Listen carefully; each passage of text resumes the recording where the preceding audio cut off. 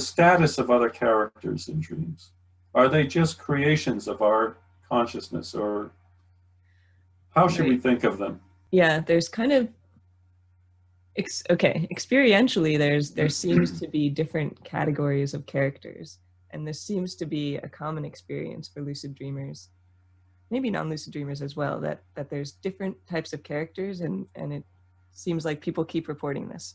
So there's the characters that are like zombies, so the characters that seem to not know they exist, and you try to talk to them and they kind of ignore you, and they seem to just be like images almost. They don't really have any sense of purpose or volition, or they're just kind of images.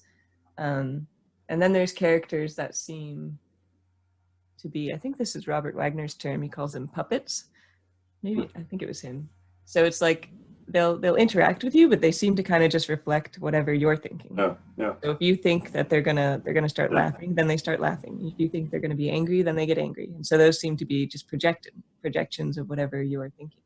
But then there's some characters that really seem to have their own identity. They seem like you try to interact with them, and then they're doing whatever they want to do, or they have information beyond what you could know. So they're independent of your will. They seem to be. Yeah. Which. Well, what's your feeling? Are they or aren't they?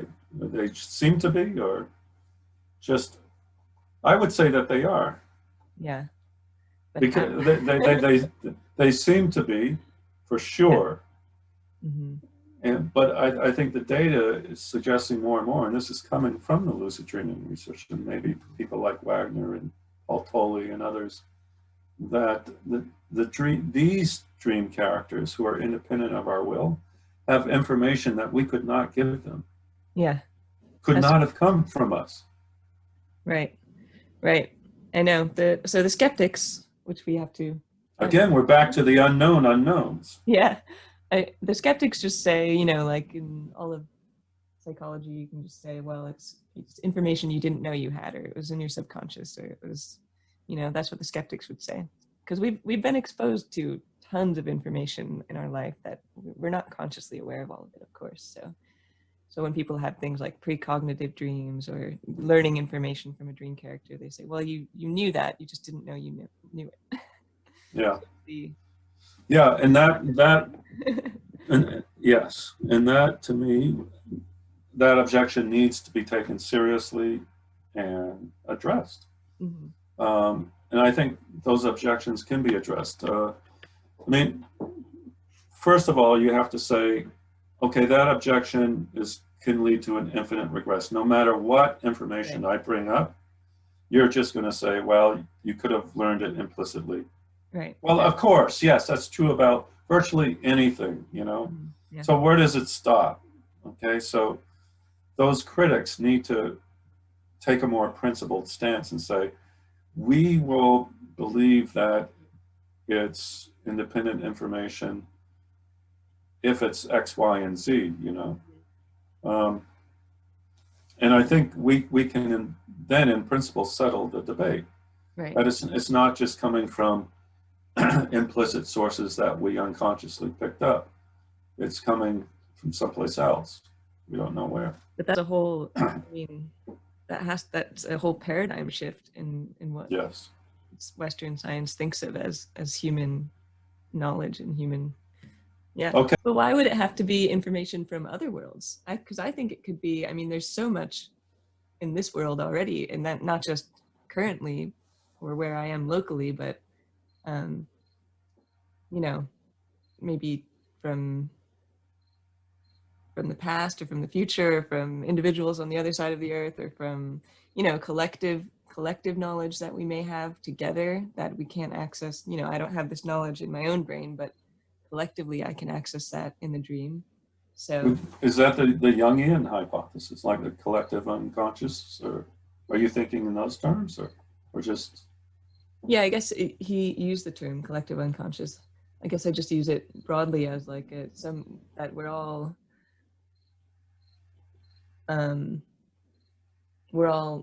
kind of part of the same material, and we're accessing the same information, and that we can So are you saying that we should uh, entertain the veracity of things like precognitive dreams, that kind of thing? I think They're, definitely, yeah. I yeah, think so. People have a a resistance to things like precognition, or another one that's studied is like remote viewing. So being able to see something that's beyond your yeah, immediate sensory perception. yeah, Um, but I think that those types of things really could be explained scientifically and even materially, if we just broaden our perspective a little bit. I mean, hmm, the idea of precognition, you know, just because we perceive time to be linear, I mean, it's not, yeah, so, yeah, yeah. And so I think there's some pretty good data that, I mean, yeah, precognitive dreams occur. And in fact, they probably are very frequent, like Carlisle Smith's work we talked about before. I think, he's just saying, well, look at they occur pretty often, right, right. so I don't know why or if they're really accessing future events, but what we standardly call precognitive dreams occur fairly often in quite a few people. Yeah, And the data is just there, yeah, so we need an explanation.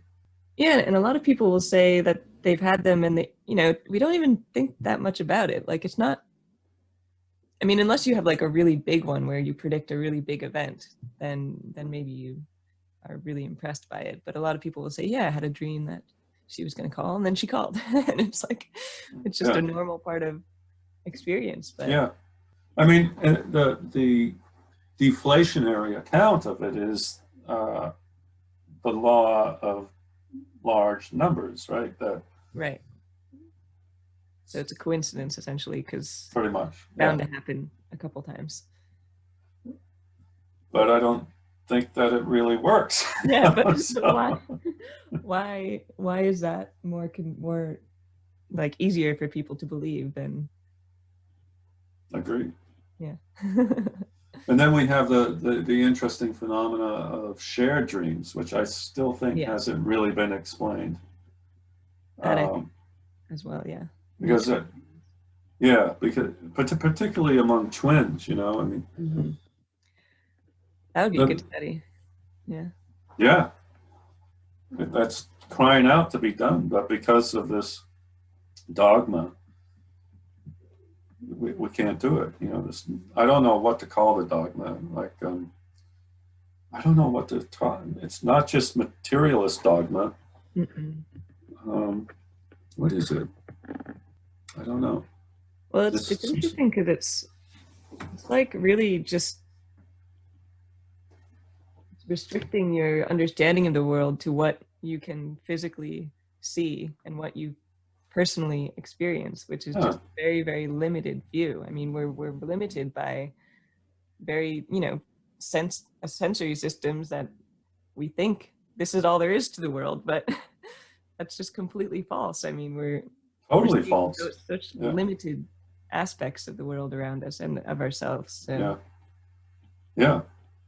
Well, one thing perhaps our podcast will do is open up mm, these relatively taboo topics to real scientific research.